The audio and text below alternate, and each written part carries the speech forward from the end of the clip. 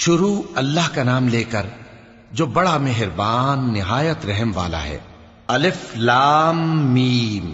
اس میں کچھ شک نہیں کہ اس کتاب کا نازل کیا جانا تمام جہانوں کے پروردگار کی طرف سے ہے۔ کیا یہ لوگ یہ کہتے ہیں کہ پیغمبر نے اس کو از خود بنا لیا ہے؟ نہیں، بلکہ وہ تمہارے پروردگار کی طرف سے برحق ہے، تاکہ تم ان لوگوں کو ہدایت کرو جن کے پاس تم سے پہلے کوئی ہدایت کرنے والا نہیں آیا، تاکہ یہ رستے پر چلیں۔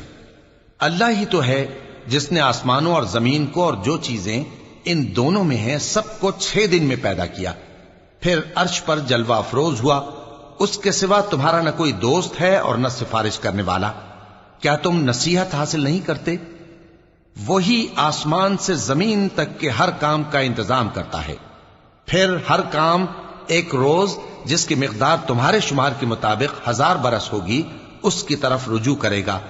اسی شان کا ہے وہ خالق جو پوشیدہ اور ظاہر کا جاننے والا ہے، غالب ہے، بڑا مہربان ہے۔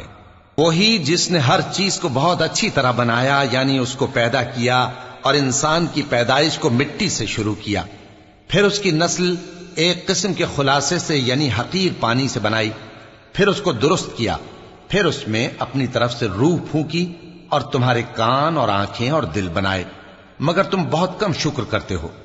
اور کہنے لگے کہ جب ہم زمین میں ملیا میٹ ہو جائیں گے تو کیا اثر نو پیدا ہوں گے؟ حقیقت یہ ہے کہ یہ لوگ اپنے پروردگار کے سامنے جانے ہی کے قائل نہیں۔ کہہ دو کہ موت کا فرشتہ جو تم پر مقرر کیا گیا ہے تمہاری روحیں قبض کر لیتا ہے، پھر تم اپنے پروردگار کی طرف لوٹائے جاؤ گے، اور تم تعجب کرو جب دیکھو کہ گناہگار اپنے پروردگار کے سامنے سر جھکائے ہوں گے اور کہیں گے کہ اے ہمارے پروردگار، ہم نے دیکھ لیا اور سن لیا، تو ہم کو دنیا میں واپس بھیج دے کہ نیک عمل کریں، بے شک ہم یقین کرنے والے ہیں۔ اور اگر ہم چاہتے تو ہر شخص کو ہدایت دے دیتے، لیکن میری طرف سے یہ بات قرار پا چکی ہے کہ میں دوزخ کو جنوں اور انسانوں سب سے بھر دوں گا۔ سو اب آگ کے مزے چکھو، اس لیے کہ تم نے اس دن کے آنے کو بھلا رکھا تھا۔ آج ہم نے بھی تمہیں بھلا دیا ہے، اور جو کام تم کرتے تھے ان کی سزا میں ہمیشہ کے عذاب کے مزے چکتے رہو۔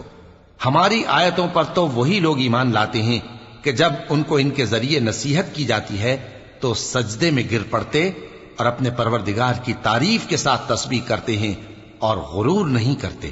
ان کے پہلو بچھونوں سے الگ رہتے ہیں، اس حال میں کہ وہ اپنے پروردگار کو خوف اور امید سے پکارتے اور جو کچھ ہم نے ان کو دیا ہے اس میں سے خرچ کرتے ہیں۔ سو کوئی شخص نہیں جانتا کہ ان کے لیے کیسی آنکھوں کی ٹھنڈک چھپا کر رکھی گئی ہے، یہ ان اعمال کا صلہ ہے جو وہ کرتے تھے۔ بھلا جو مومن ہو وہ اس شخص کی طرح ہو سکتا ہے جو نافرمان ہو؟ دونوں برابر نہیں ہو سکتے۔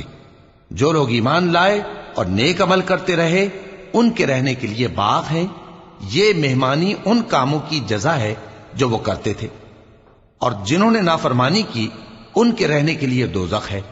جب چاہیں گے کہ اس میں سے نکل جائیں تو اس میں لوٹا دیے جائیں گے، اور ان سے کہا جائے گا کہ جس دوزخ کے عذاب کو تم جھوٹ سمجھتے تھے اس کے مزے چکھو، اور ہم ان کو قیامت کے بڑے عذاب سے پہلے دنیا کے عذاب کا بھی مزہ چکھائیں گے، شاید وہ ہماری طرف لوٹ آئیں۔ اور اس شخص سے بڑھ کر ظالم کون جس کو اس کے پروردگار کی آیتوں سے نصیحت کی جائے تو وہ ان سے منہ پھیر لے۔ ہم گناہگاروں سے ضرور بدلہ لینے والے ہیں، اور ہم نے موسیٰ کو کتاب دی تو تم ان سے ملاقات ہونے سے متعلق شک میں نہ ہونا، اور ہم نے اس کتاب کو بنی اسرائیل کے لیے ذریعہ ہدایت بنایا تھا، اور ان میں سے ہم نے پیشوا بنائے تھے جو ہمارے حکم سے ہدایت کیا کرتے تھے، جبکہ وہ صبر بھی کرتے تھے اور وہ ہماری آیتوں پر یقین رکھتے تھے۔ بلا شبہ تمہارا پروردگار ہی ان میں جن باتوں میں وہ اختلاف کرتے تھے قیامت کے روز فیصلہ کر دے گا۔ کیا ان کو اس امر سے ہدایت نہ ہوئی کہ ہم نے ان سے پہلے بہت سی امتوں کو جن کے رہنے کے مقامات میں یہ لوگ چلتے پھرتے ہیں ہلاک کر دیا؟ بے شک اس میں نشانیاں ہیں، تو یہ سنتے کیوں نہیں؟